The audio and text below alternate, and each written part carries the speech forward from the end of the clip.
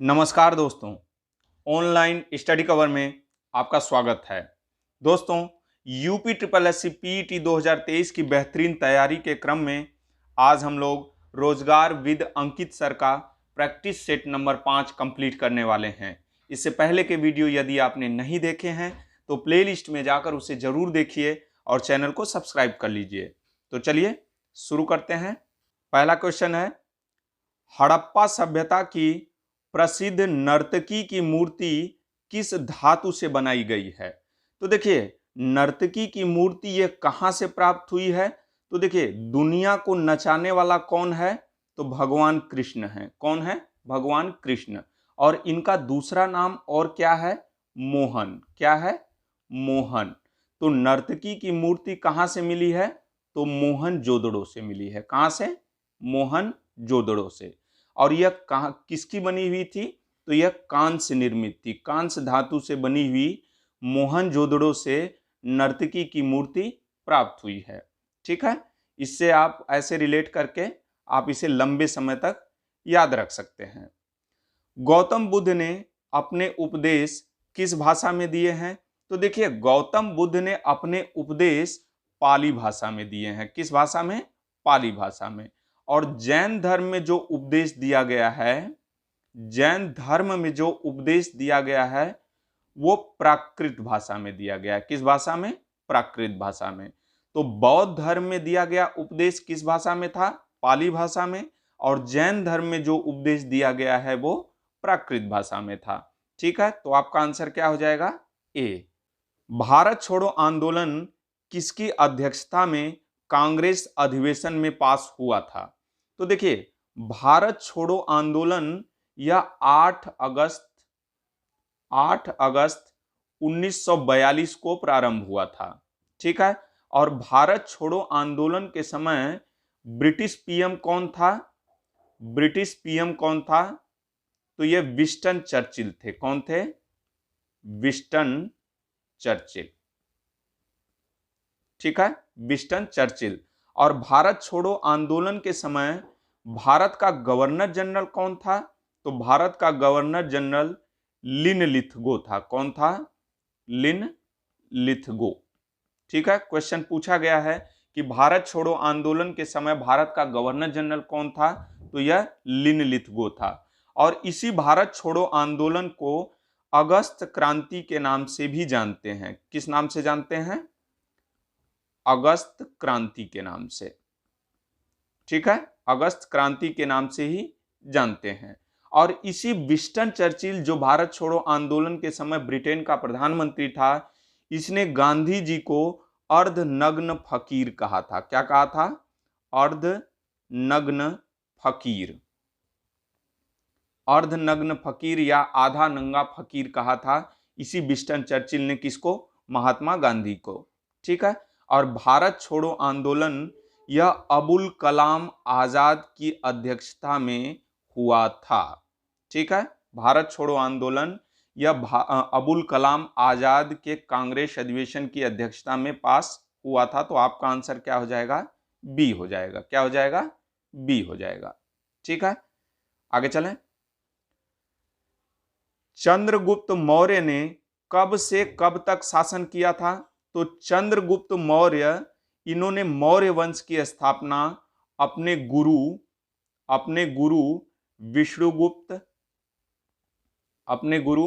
विष्णुगुप्त या इनका अन्य नाम चाणक्य या इनका और अन्य नाम था कौटिल्य। ठीक है, चंद्रगुप्त मौर्य ने मौर्य वंश की स्थापना विष्णुगुप्त या चाणक्य या कौटिल्य की सहायता से की थी। और इनका शासन कब से कब तक था? तो 322 ईसा पूर्व से 298 ईसा पूर्व तक इनका शासन रहा।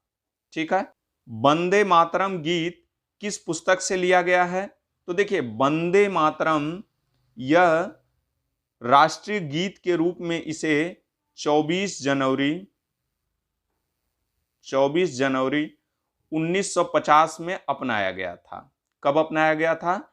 24 जनवरी 1950 में वंदे मातरम को राष्ट्रीय गीत के रूप में अपनाया गया था। और सबसे पहले इसको भारतीय राष्ट्रीय कांग्रेस के किस अधिवेशन में गाया गया था? तो इसे 1896 के कलकत्ता अधिवेशन, 1896 के कलकत्ता अधिवेशन में सबसे पहले इस गीत को गाया गया था। उस कलकत्ता अधिवेशन की अध्यक्षता किसने की थी? तो रहीमतुल्लाह सयानी ने। किसने? रहीमतुल्लाह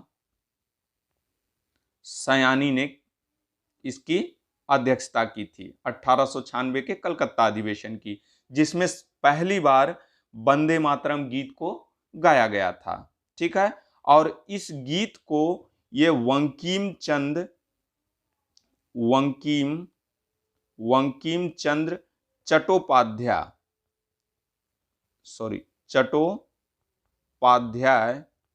द्वारा रचित आनंद मठ से लिया गया है। किससे लिया गया है? तो वंकिम चंद्र चट्टोपाध्याय द्वारा रचित आनंद मठ से वंदे मातरम गीत को लिया गया है। तो आपका आंसर क्या हो जाएगा? बी हो जाएगा। ठीक है, आगे चलें। दोस्तों, वीडियो पसंद आ रही है तो लाइक करना, शेयर करना और ऐसे ही वीडियो पाने के लिए चैनल को सब्सक्राइब कर लेना। आगे चलें। 1857 के विद्रोह के दौरान नाना साहब और बेगम हजरत महल भागकर कहां गए थे? तो देखिए, 1857 का नेतृत्व कानपुर का नेतृत्व नाना साहब ने किया था और बेगम हजरत महल ने इन्होंने लखनऊ का नेतृत्व किया था 1857 की क्रांति का। और यह भागकर कहां गए थे? तो नेपाल गए थे। कहां? नेपाल। आगे चलें। दिल्ली सल्तनत का कौन सा सुल्तान हक ए सर्व नामक सिंचाई कर वसूलता था? तो हक ए सर्व नामक सिंचाई कर कौन वसूलता था? तो फिरोज शाह तुगलक। कौन था? फिरोज शाह तुगलक। और इसी फिरोज शाह तुगलक ने कुतुब मीनार की 5वीं मंजिल बनवाई थी और इसकी मरम्मत करवाई थी। और इसी फिरोज शाह तुगलक ने मोहम्मद बिन तुगलक यानी जौना खान की याद में जौनपुर नगर की स्थापना भी करवाई थी, जिसे सिराजे हिंद कहा जाता है। क्या कहा जाता है? सिराज ए हिंद। ठीक है, सिराज ए हिंद किसको कहा जाता है?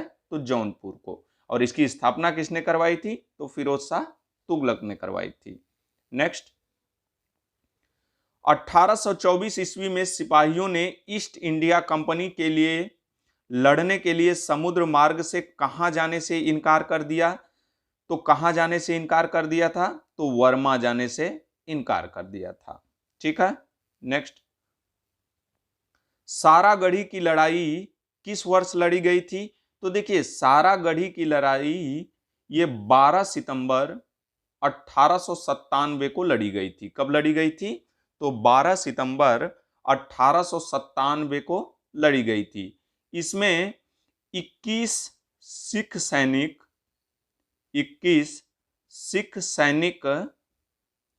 10,000 से अधिक अफगानी सैनिकों से लड़े थे। ठीक है, केवल 21 सिख सैनिक 10,000 से ज्यादा अफगानी सैनिकों से लड़े थे। ठीक है, एक पिक्चर है ना अक्षय कुमार की, उसमें ये दिखाया गया है। ठीक है, तो आपका आंसर क्या हो जाएगा? बी। किस अधिनियम को मॉन्टेग्यू चेम्सफोर्ड सुधार अधिनियम के नाम से जाना जाता है? तो यह भारत शासन अधिनियम 1919 को। ठीक है, और इसी 1919 में रौलट एक्ट आया था। क्या आया था? Rowlatt act. ठीक है, और इसे काला कानून भी कहा जाता है। क्या कहा जाता है? काला कानून। ठीक है, और इसी रौलट एक्ट को बिना वकील, बिना दलील और बिना अपील का कानून भी कहा गया। ठीक है, आपका आंसर क्या हो जाएगा? बी। आगे चलें।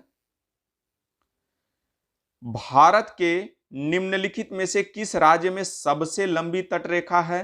तो भारत के किस राज्य की सबसे लंबी तटरेखा है? तो ये गुजरात की है। किसकी? गुजरात की। यह 1600 किलोमीटर लंबी है। कितनी? 1600 किलोमीटर।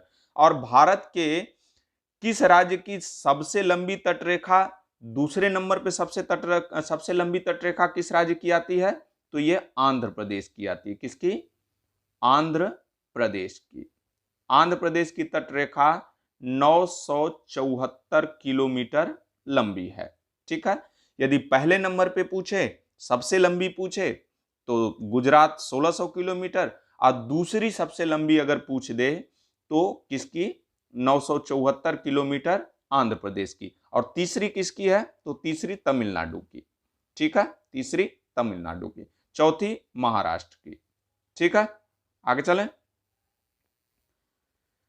चंदन का पेड़ किस प्रकार के वनों में उगता है, तो चंदन का पेड़ यह उष्ण कटिबंधीय पर्णपाती वनों में उगता है। ठीक है, नेक्स्ट। विश्व का सबसे बड़ा डेल्टा निम्नलिखित में से कौन सा है, तो विश्व का सबसे बड़ा डेल्टा इनमें से कौन सा है, तो गंगा ब्रह्मपुत्र डेल्टा। कौन सा, गंगा ब्रह्मपुत्र डेल्टा। इसको सुंदरवन डेल्टा के नाम से भी जाना जाता है। किस नाम से, सुंदरवन डेल्टा। सुंदरवन डेल्टा के नाम से भी इसको गंगा ब्रह्मपुत्र को जाना जाता है। और इसका क्षेत्रफल कितना है, तो 1,05,645 किलोमीटर स्क्वायर। ठीक है, 1,05,645 किलोमीटर स्क्वायर इसका क्षेत्रफल है गंगा ब्रह्मपुत्र डेल्टा का, और इसे सुंदरवन डेल्टा के नाम से भी जाना जाता है। ठीक है, आगे चलें। हीरे का उत्पादन करने वाला भारत का एकमात्र राज्य कौन सा है, तो हीरे का उत्पादन करने वाला भारत का एकमात्र राज्य मध्य प्रदेश है। कौन सा, मध्य प्रदेश। ठीक है, मधेसी जनजाति भारत और उसके किस पड़ोसी देश से संबंधित है, तो मधेसी जनजाति भारत और उसके पड़ोसी नेपाल देश से संबंधित है। ठीक है, नेक्स्ट। भारत में हरित क्रांति के संदर्भ में HYVP का पूर्ण रूप क्या है, तो HYVP का पूर्ण रूप क्या है, तो हाई यील्ड वेराइटी प्रोग्राम। क्या है, हाई यील्ड वेराइटीज प्रोग्राम। तो आपका आंसर क्या हो जाएगा, सी, हाई यील्ड वेराइटीज प्रोग्राम। ठीक है, आगे चलें। स्टेट बैंक ऑफ इंडिया का राष्ट्रीयकरण कब किया गया था, तो स्टेट बैंक ऑफ इंडिया का राष्ट्रीयकरण 1 जुलाई 1955 को किया गया था। कब किया गया था, 1 जुलाई 1955 को। और इसी 1955 में उत्तर प्रदेश गोवध निवारण अधिनियम आया था। गोवध निवारण अधिनियम। ठीक है, गोवध निवारण अधिनियम कब आया था, तो ये 1955 में आया था। और इसी 1955 में उत्तर प्रदेश भूतत्व और खनिज कर्म निदेशालय की स्थापना हुई थी। खनिज कर्म निदेशालय की स्थापना इसी 1955 में हुई थी। 1 जनवरी 1950 में RBI का राष्ट्रीयकरण हुआ था। कब हुआ था, RBI का राष्ट्रीयकरण 1949 में। ठीक है, स्वतंत्रता प्राप्ति के बाद भारतीय रुपये का कितनी बार अवमूल्यन किया गया था, तो देखिए स्वतंत्रता प्राप्ति के बाद भारतीय रुपये का अवमूल्यन 3 बार किया गया था। कब किया, कितनी बार किया गया था, 3 बार। और कब कब किया गया था, तो पहला अवमूल्यन 1949 में किया गया था। दूसरा अवमूल्यन यह 1966 में किया गया था। तीसरा अवमूल्यन 1991 में किया गया था। और इसी 1991 में नई औद्योगिक नीति आई थी। क्या आई थी, नई औद्योगिक नीति आई थी 1991 में। इस समय प्रधानमंत्री कौन था, तो PV नरसिम्हा राव थे। और वित्त मंत्री कौन थे, तो डॉक्टर मनमोहन सिंह। कौन थे, डॉक्टर मनमोहन सिंह।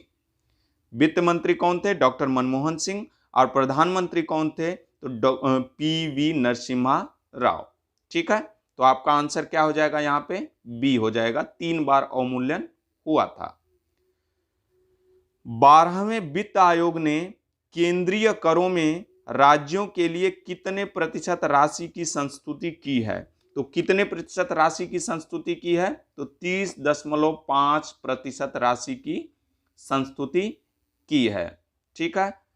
भारत में वैट वैल्यू एडेड टैक्स कब से लागू हुआ है? तो भारत में वैट 1 अप्रैल 1905 में लागू हुआ था। कब हुआ था? 1 अप्रैल 1905 में।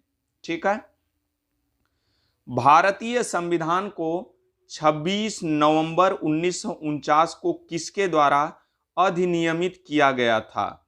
तो देखिए, भारतीय संविधान को किसके द्वारा 26 नवंबर 1949 को अधिनियमित किया गया था? या यहाँ पे स्वीकृत भी ऑप्शन आ सकता है, स्वीकृत किया गया था या अपनाया गया था, अपनाया गया था या स्वीकार किया गया था।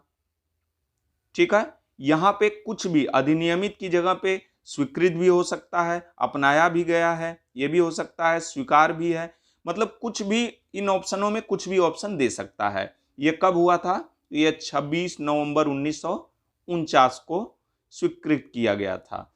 लेकिन किसके द्वारा? तो संविधान सभा के द्वारा। किसके द्वारा? संविधान सभा के द्वारा इसे स्वीकृत किया गया था। ठीक है। अब नेक्स्ट क्वेश्चन देखते हैं। निम्नलिखित में से कौन सी जोड़ी संस्था और संविधान के अनुच्छेद सुमेलित हैं? तो कौन सी जोड़ी सुमेलित है इसमें? तो देखिए, सर्वोच्च न्यायालय, भारत का सर्वोच्च न्यायालय, यह अनुच्छेद 124 से 147 तक इसका उल्लेख किया गया है। तो ये ऑप्शन क्या हो गया आपका? गलत हो गया। भारत का निर्वाचन आयोग, तो भारत का निर्वाचन आयोग अनुच्छेद 324 में इसका उल्लेख किया गया है। तो आपका आंसर क्या हो जाएगा? बी, यही सही सुमेलित है।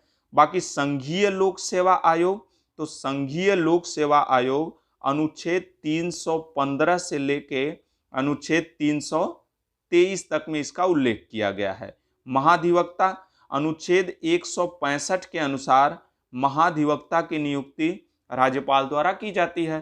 तो यानी महाधिवक्ता 165 होगा तब जाके सही होगा, यह भी गलत है। और संघीय लोक सेवा आयोग 315 से 323 में है, यह भी गलत है। और भारत का सर्वोच्च न्यायालय 124 से 147 तक होना चाहिए, यह भी गलत है। तो आपका आंसर क्या हो जाएगा? बी हो जाएगा। ठीक है। नेक्स्ट, संविधान की अनुसूची 6 में इनमें से किस राज्य में लागू नहीं है? तो संविधान की अनुसूची 6 इनमें से किस राज्य में लागू नहीं है? तो देखिए, अनुसूची 6 में लागू होने वाले राज्यों की ट्रिक क्या है? असम मिमेत्री। क्या है? असम मिमेत्री। ठीक है, असम मिमेत्री। असम से हो गया असम, मिमेत्री से हो गया मिजोरम। क्या हो गया? मिजोरम।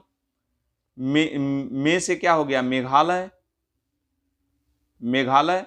और त्रि से क्या हो गया? त्रिपुरा। क्या हो गया? त्रिपुरा। ठीक है। इन 6 राज्यों की लिस्ट है असम मिमेत्री, सॉरी, असम अनुसूची 6 में उल्लिखित राज्यों की लिस्ट है असम मिमेत्री। असम, असम हो गया, मिमेत्री से मिजोरम हो गया, में से हो गया मेघालय, त्रि से हो गया त्रिपुरा। अब इसमें देखिए कौन सा इसमें शामिल नहीं है। तो असम शामिल है, मेघालय शामिल है, त्रिपुरा शामिल है, लेकिन मणिपुर शामिल नहीं है। इसके स्थान पे क्या है? मिजोरम शामिल है।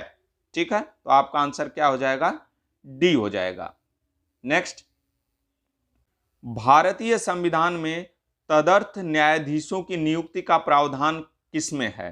तो भारतीय संविधान में तदर्थ न्यायाधीशों की नियुक्ति किसमें होती है? तो सर्वोच्च न्यायालय में होती है। कहां? सर्वोच्च न्यायालय में इसकी नियुक्ति होती है। ठीक है। निम्नलिखित में से कौन सी एक संवैधानिक संस्था नहीं है? तो देखिए, राज्य वित्त आयोग का उल्लेख अनुच्छेद 243 में है। लोकसभा सचिवालय ये भी संवैधानिक संस्था है। केंद्र का वित्त आयोग 280 में इसका उल्लेख है। लेकिन मानवाधिकार आयोग, इसका उल्लेख संविधान के किसी अनुच्छेद में नहीं है। इसका कहने का मतलब यह एक संवैधानिक संस्था नहीं है। इसकी स्थापना 1993 में हुई थी। तो आपका आंसर क्या हो जाएगा? ए हो जाएगा। क्या हो जाएगा? ए हो जाएगा। कैंडिला किसका मात्रक है? तो कैंडिला यह ज्योति तीव्रता का मात्रक है। किसका? ज्योति तीव्रता का मात्रक है कैंडिला। आगे चलें। मेघाच्छन्न रात की अपेक्षा निर्मल रात अधिक ठंडी होती है, इसका कारण क्या है? तो मेघाच्छन्न रात की अपेक्षा निर्मल रात अधिक ठंडी होती है, इसका कारण विकिरण होता है। क्या होता है? विकिरण होता है। ठीक है। द्रव पदार्थ से गैस में परिवर्तन होने की प्रक्रिया को क्या कहते हैं?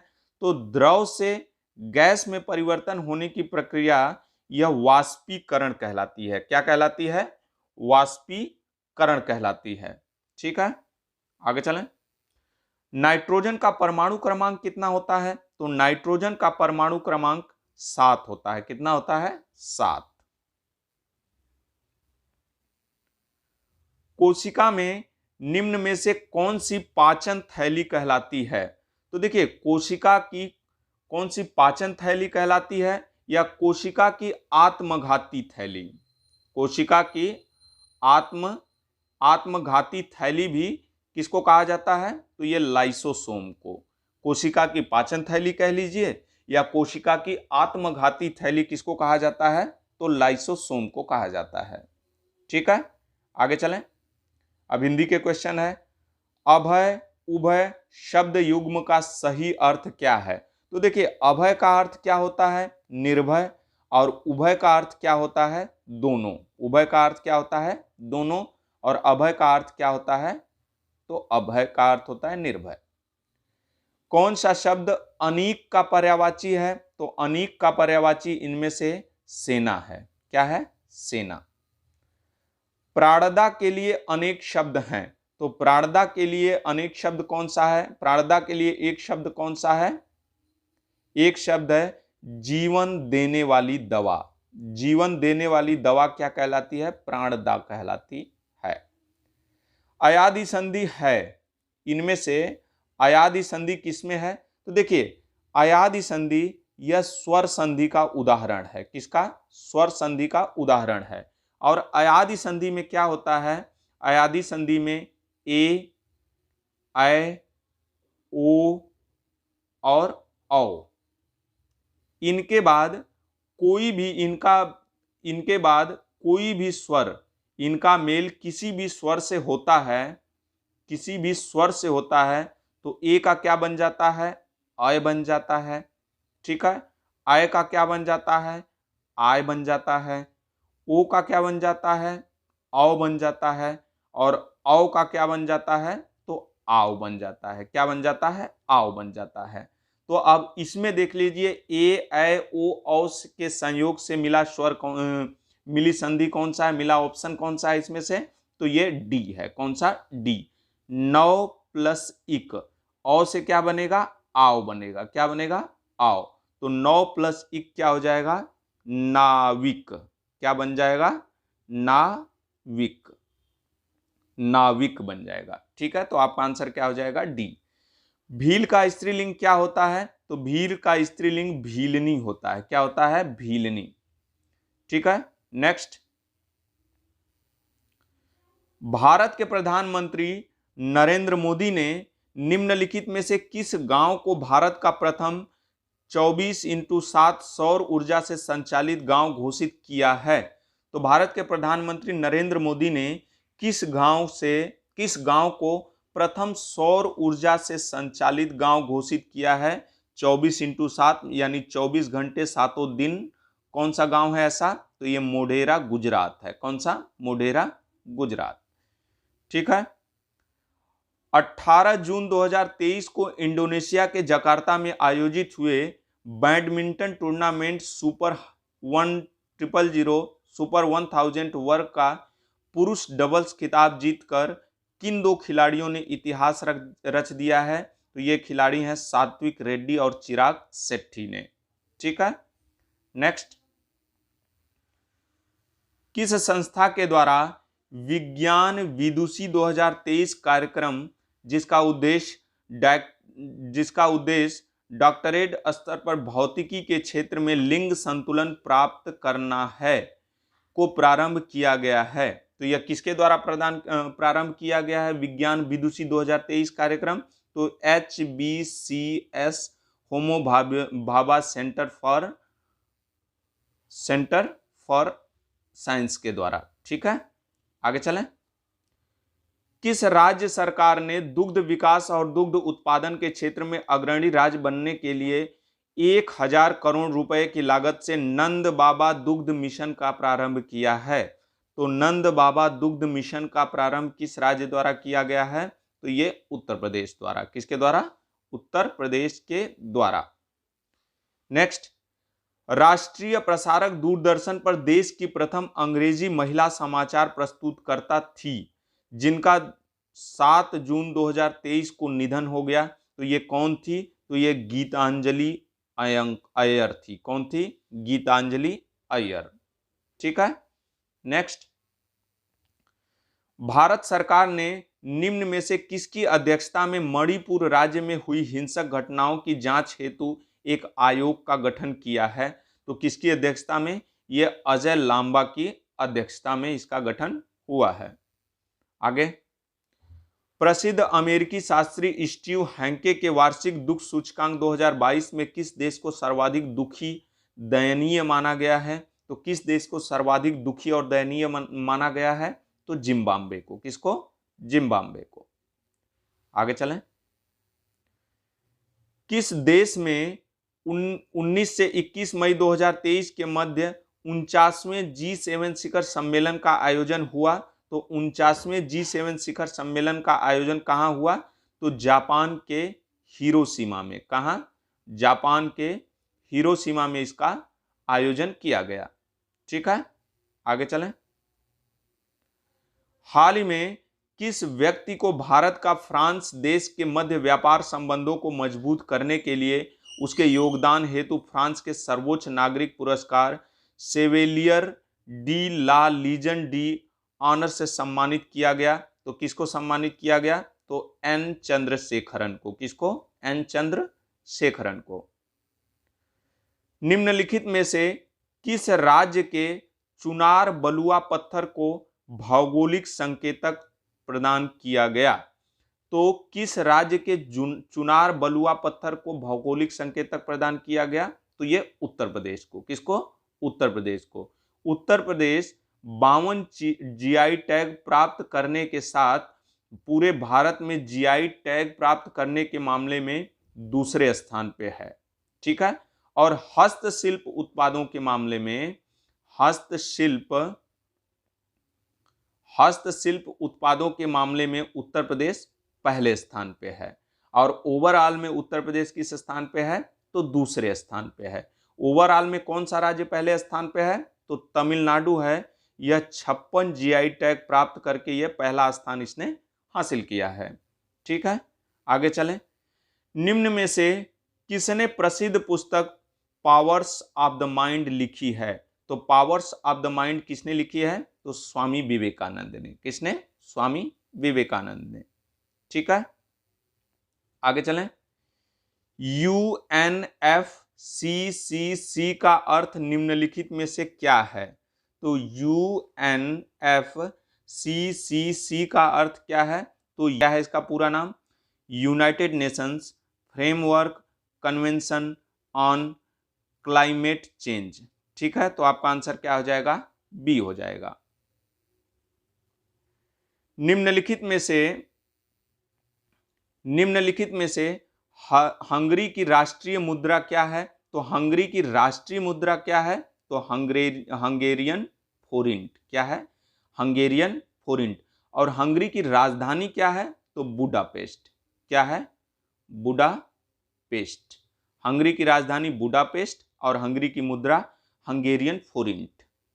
ठीक है, संगाई महोत्सव निम्नलिखित में से किस राज्य में आयोजित किया जाता है? तो देखिए, संगाई महोत्सव यह किस राज्य में आयोजित किया जाता है?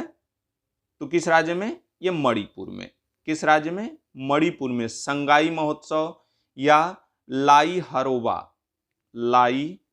हरोबा, संगाई महोत्सव हो या लाई हरोबा हो, ये कहाँ आयोजित होता है? तो ये मणिपुर में आयोजित होता है। ठीक है, आगे चलें। भारत में अंतर्राष्ट्रीय श्रमिक दिवस किस दिन मनाया जाता है? तो अंतर्राष्ट्रीय श्रमिक दिवस 1 मई को मनाया जाता है। कब मनाया जाता है? 1 मई को मनाया जाता है अंतर्राष्ट्रीय श्रमिक दिवस। निम्न में से कौन लोकसभा के प्रथम अध्यक्ष थे? तो लोकसभा के प्रथम अध्यक्ष कौन थे? तो गणेश मावलंकर, GV मावलंकर, गणेश वासुदेव मावलंकर लोकसभा के प्रथम अध्यक्ष थे। और लोकसभा के प्रथम उपाध्यक्ष कौन थे? प्रथम उपाध्यक्ष कौन थे? तो कौन थे इसके प्रथम उपाध्यक्ष? तो अनंत शयनम अयंकर, अनंत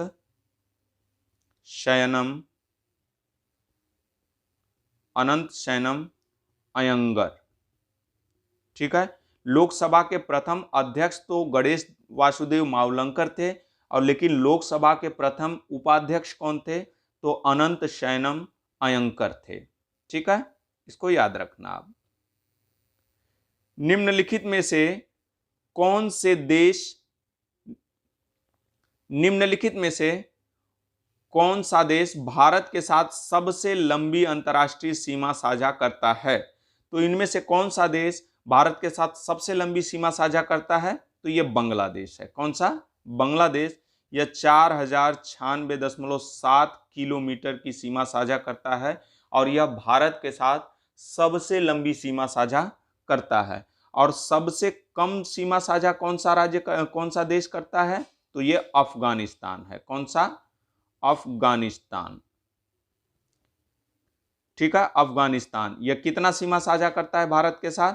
तो 106 किलोमीटर की सीमा साझा करता है।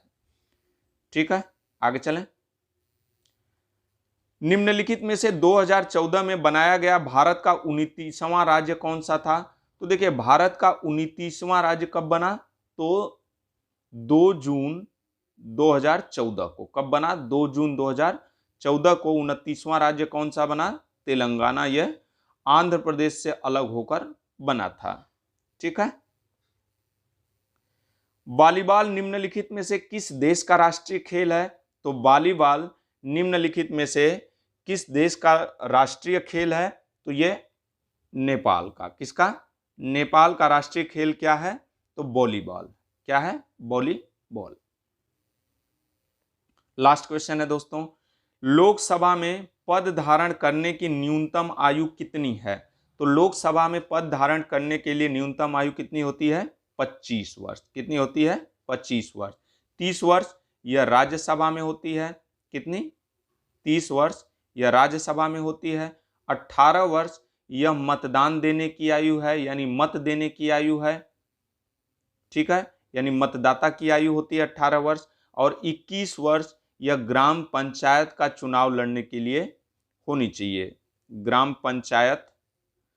पंचायत का चुनाव लड़ने के लिए 21 वर्ष होनी चाहिए। तो आपका आंसर क्या हो जाएगा? यहाँ C हो जाएगा।